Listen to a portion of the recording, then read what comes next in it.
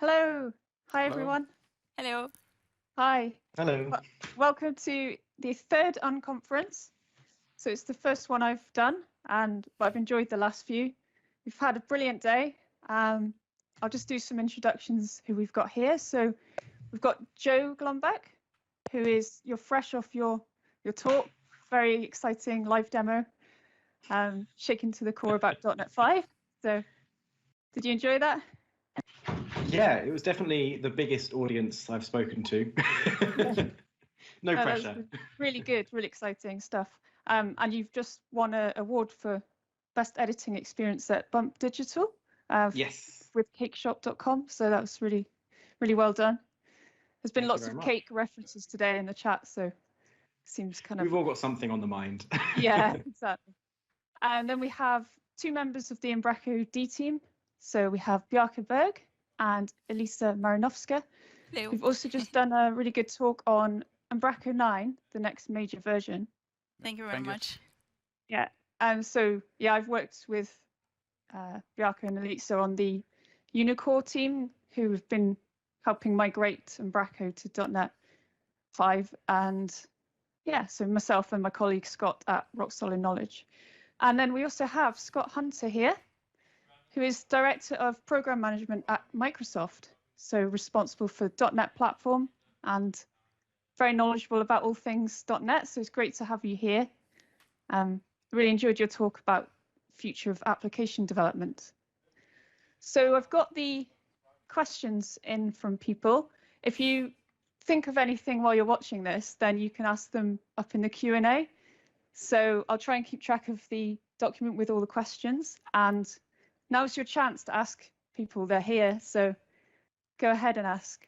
Feel free. Yes.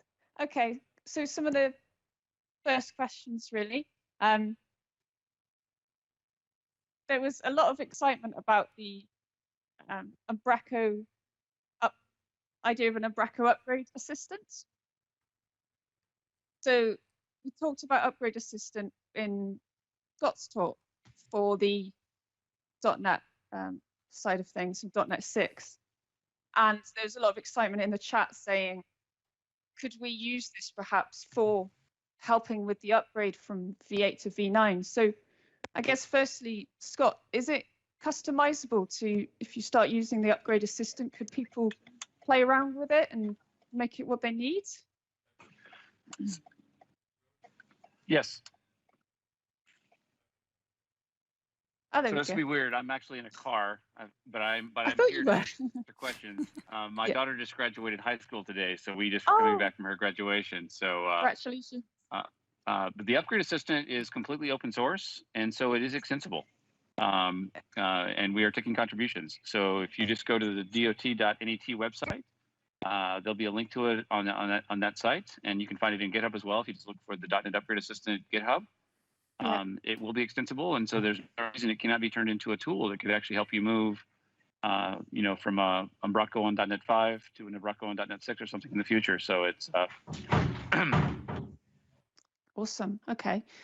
So Bjarke, can you imagine that being something people could start playing with, experimenting? Yeah, I think at least some of the super simple changes like namespace changes should be possible to automate. And as I told about in my talk, on Elitsa and my talk, about all the static stuff that is now interfaces that you need to inject, I guess that should also be possible to automate.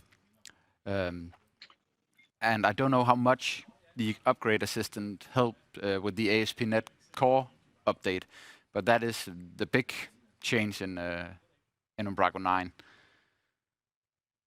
Yeah. But I was going to say, definitely when it comes to namespace changes, API changes, stuff like that, that's where the upgrade system can shine. And so there's nothing preventing us from, building some extensions for the upgrade assistant to do that. That's cool. Cool. Sounds like a project waiting to happen. Exciting. Okay. So something I think quite specific to V9 question, so Umbraco. Will there be a starter kit for the V9 launch? Elitsa, Bjarke?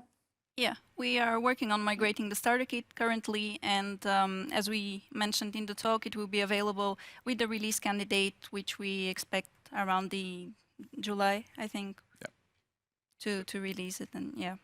Yeah, so basically the starter kit relies on some of the stuff that was only available to the old package format and not to NuGet packages out of the box. So we need to implement these features that can migrate content, the Umbraco content and doc types and all these kind of things. And of course, as a starter kit, this is heavily relying on these kind of things.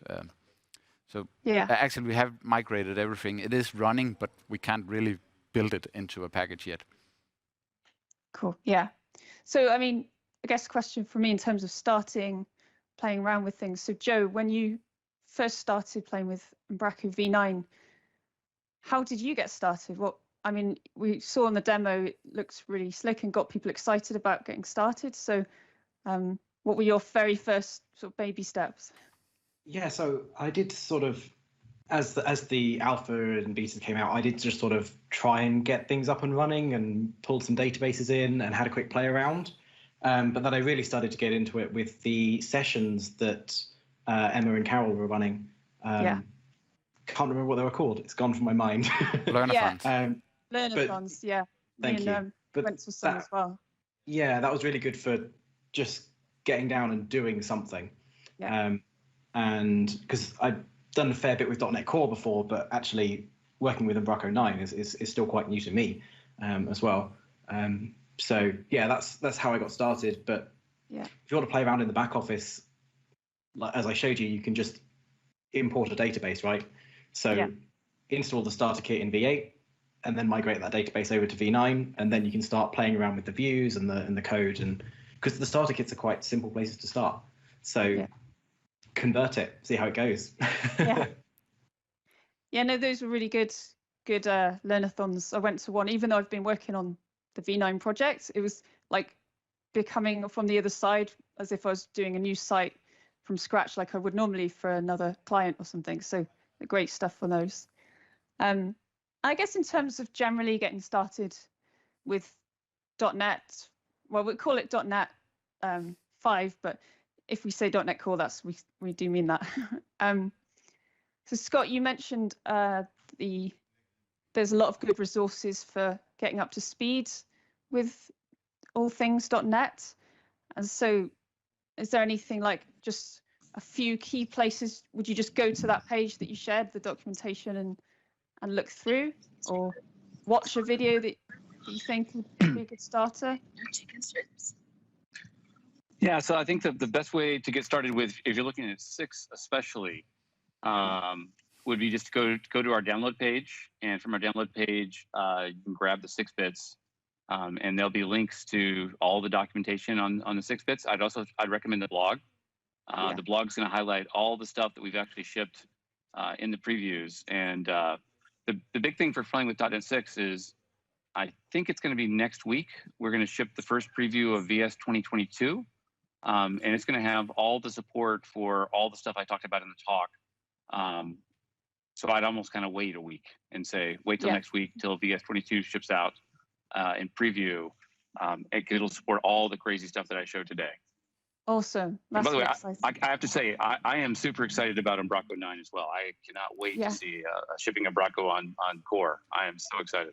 Awesome. Yeah, I was going to say, don't know how much you sort of seen the journey of Umbraco, and I think it is really exciting. I'm interested in hot reload because in terms of just debugging and just the pain of having to restart and that kind of thing, I can't wait till that happens. So I don't know, Bjarke and Elitsa, do you know the plan for moving to .NET 6 yet?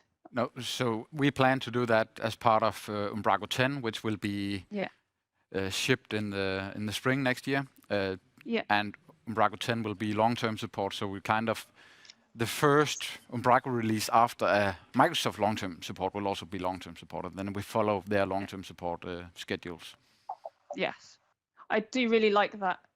We've got those dates in place now, so we know where we are with each version of Umbraco as well as .NET. But already V9 is running .NET 6 because the web framework is just NuGet packages, so we can run .NET 6 with the ASP.NET Core 5, and it works brilliant in at least in Preview 3, which was the last one I tested with. Yeah. So awesome. That's exciting. It's okay.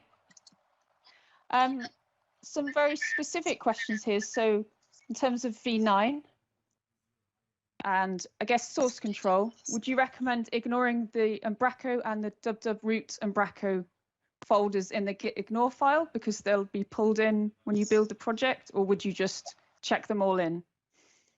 Yeah. So I guess Joe or Elisa, yeah. Yeah, I can go ahead. So we recommend ignoring www root Umbraco because, as you said, these are the static files that will be automatically pulled up every time, but not /Umbraco folder because there we store some temporary files that might be needed. So yeah, www root Umbraco is fine. Umbraco, just Umbraco, not. Okay. Exactly. The Umbraco folder contains the data.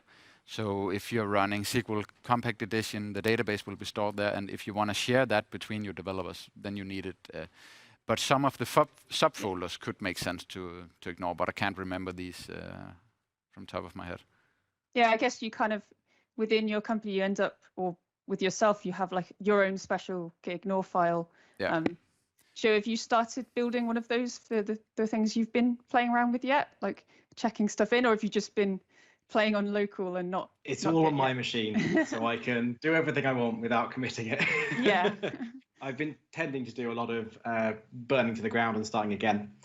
So I haven't had the need for Git yet, but I'll be keeping an eye on blog posts for advice on those specific folders to include and exclude, that sort of thing. Yeah. It's always a bit of trial and error at first, isn't it? Yeah, so, and another question. The thing is, we are using MS build targets. So before clean, we are removing our files. So if we ship a new version with other files, you can clean and build again. Then before build, we copy in our new files. But if you're just building every time, we're not overwriting the files. Okay. So that is how it works. Brilliant. Okay, got you. Yeah, then there's some questions around databases. Well, a couple. If you're on the Q&A and you want to send a bit more detail, but I've got MySQL and PostgreSQL question mark about those. So I presume that means any support for them? Yeah, I guess that's a question too. But no, this will be the same support as Umbraco 8. And that is part of our strategy to make as small new release as possible. But yeah, because the migration to .NET Core is quite big in itself, so we don't want to change too many Umbraco things also. Yes, yeah. I think that was something that was really important during the migration, that you just wanted to minimize breaking changes as much as possible. Exactly, but as Philip told in the keynote, the database is something we want to look into in the future. And part of that could be looking at, does it make sense to use Entity Framework or something? But right now, with the current database structure, we wouldn't win anything by changing NPogo to Entity Framework Core. Yeah, I saw that in the chat actually on. And the big challenge by changing the database is to make all the migrations.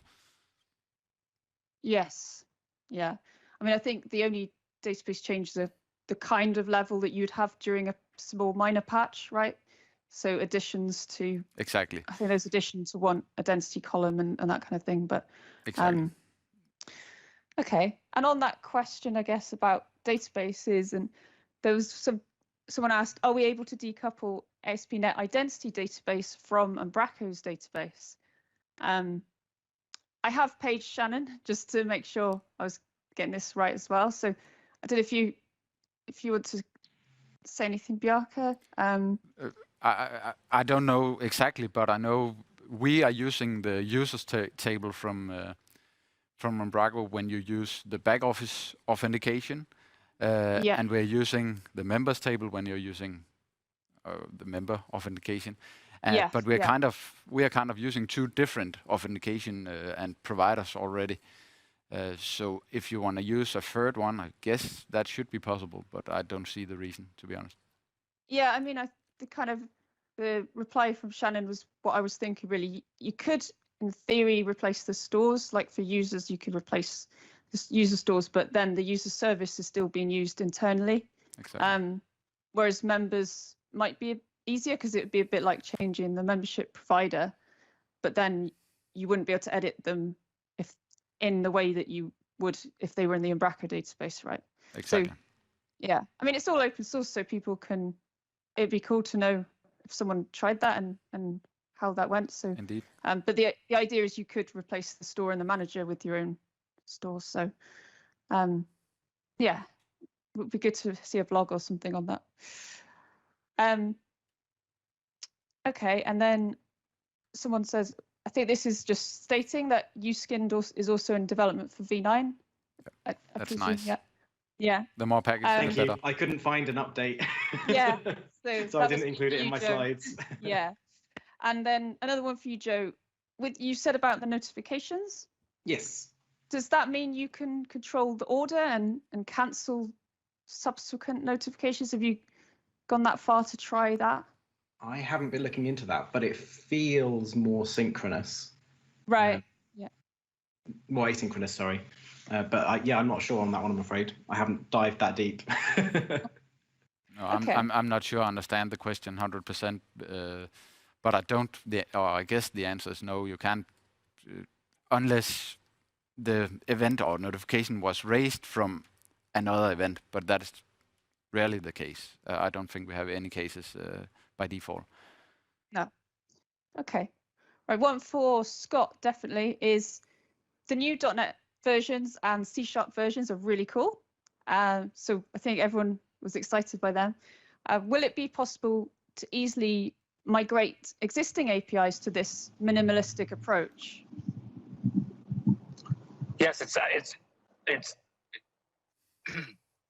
actually super easy because we're gonna, even though we didn't show it in any of the demos today, all the conventions that we have today are gonna work. So you'll be able to, if you want, you can even use methods. So for example, you could use that same minimalistic support that I showed, but you can just have a method and you can do the same attributes you've always done in controllers today. I was just showing a simple where you kind of do it all in line. But there's a to-do sample. If you Google ASP.NET Minimal API, we have a sample that shows a to-do app. And you're going to find that it's very similar. And that's also why it's very easy to port from this to full controller as well. You can basically take those methods, paste them into a controller, and you're back in the controller kind of style. So it's meant to be very easy to make .NET easy to approach, and then easy to move up to a more scalable, model in the future. That's exciting. I mean, Bjarke and Elitsa, are you thinking ahead to maybe some areas that Umbraco could benefit from this? I don't think. I think these are more for microservices, which is a super good use case. But right now, Umbraco is a big monolith, but for Umbraco Cloud, it could be something we would use for some of the services there. Nice. Okay. Okay, and then the question about installing Beta 3 on .NET. After installing Beta 3 with .NET New Umbraco -n, my solution name, I noticed that the project name in my solution was Umbraco project and not my solution name. Will it be possible to name the project as well as the solution from the command line? Yeah, definitely with these arguments, the name argument, we aim at when you provide a name, you would also change the namespace and also the project. So yeah, as you said, you wouldn't need to manually change it, and then you can just run the solution. I actually think you have an open pull request right now for that. Indeed. It's just a bug, fantastic. to be honest. Yeah. Oh, okay. Just waiting to happen. And But then it will be fixed soon. It's going to be fixed. That's brilliant. Yeah. And you can do sort of -h for help, can't you, as well, for all the commands that you can do. Exactly. Or you can use Visual Studio or Rider, and you have the options shown, like Through the GUI. like Joe showed. Yes. Yeah. Brilliant. Okay. And then, there's also a question about the temp folder, which is moved in Umbraco on .NET 5. So are there some temp folders under Umbraco in terms of the examine indexes folders? I guess this is back to the point about checking stuff in to Git and that kind of thing. Yeah, exactly. So basically everything that was part of the app data is, as a rule of thumb, part of the Umbraco folder now. So not the www root /Umbraco, but the one in the content root.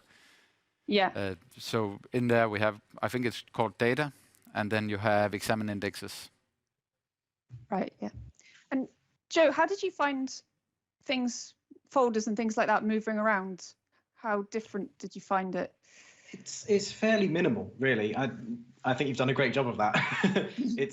There's a few subtle changes to make it more .NET 5y, like the moving things into the Umbraco folder and moving things into the www root. But everything else is kind of the same. And if you just poke around, you find the things you're looking for, right? There's nothing too drastic. If you want something, it's probably there. Yeah. You've just got to open a couple of folders and have a browse. That's it. Just kind of dive in and you start getting familiar with that way of working.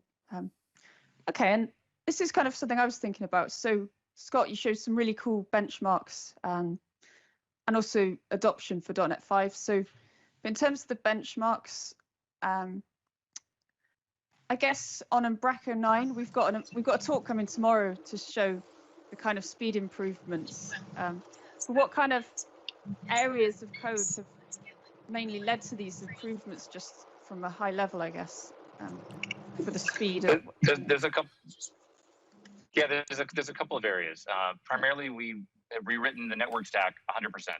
So anything that uses HTTP client over the last couple of versions of .NET Core and now .NET 5 and 6 will see dramatic improvements in performance. If you're using File I/O, you're going to see dramatic improvements in performance.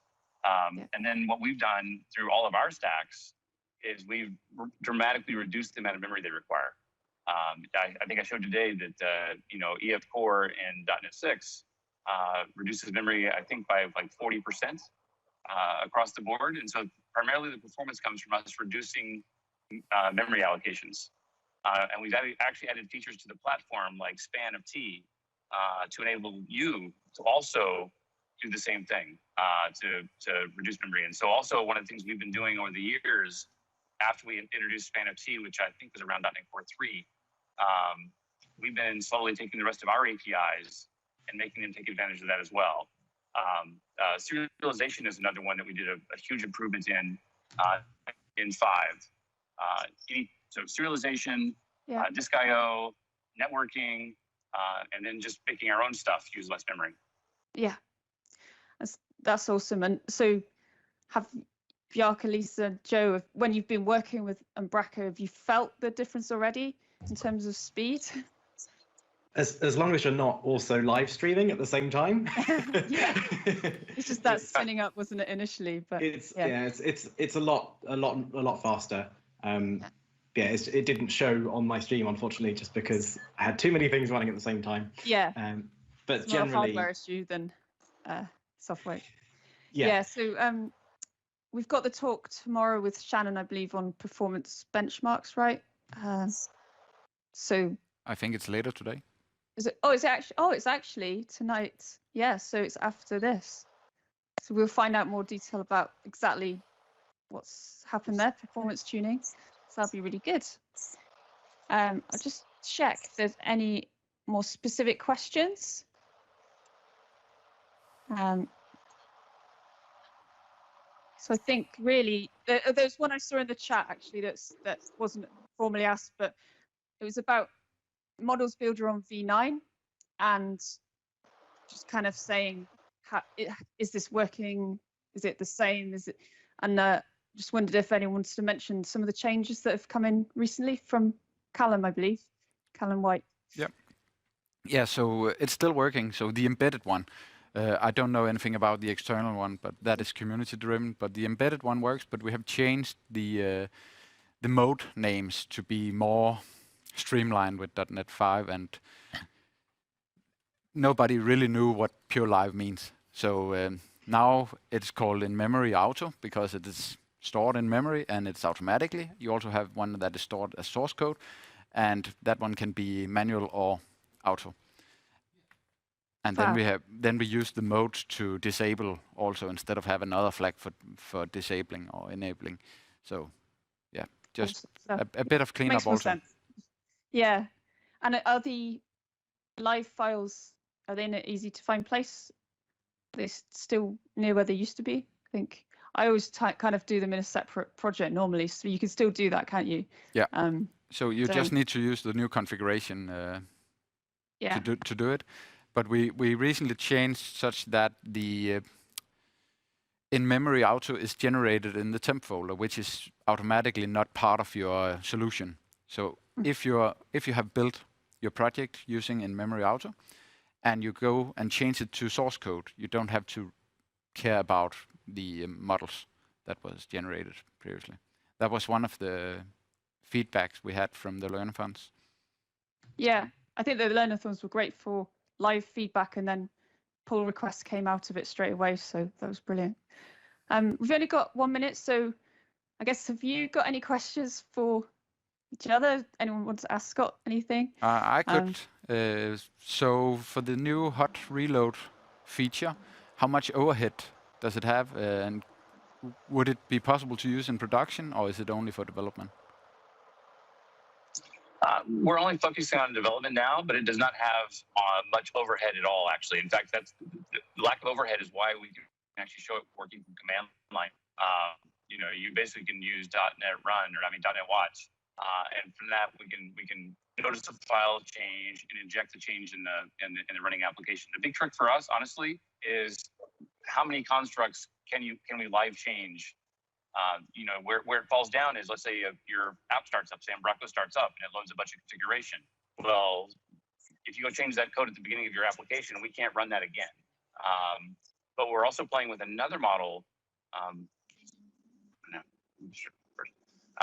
We're playing with another model where we can actually restart the application without starting the process over again. So even if we have to do a full restart, it is not that slow. But I don't see any reason why you couldn't run it in production, honestly, now that you've asked. You could just run the app under .NET Watch in production, and we would see file changes. But as I said, sometimes they'll take effect, and sometimes you'd have to restart Umbraco to make them take effect. Yeah. Got you. Thanks. Oh, that was brilliant. I'm sure we could carry on chatting for ages, but we've got to go. So thank you so much, everyone. Joe, Bjarke, Scott, Thank and you. Elitsa. Thank you. It's been brilliant chatting, and now for the next session. Thank you. Bye, everyone. Cheers. Bye.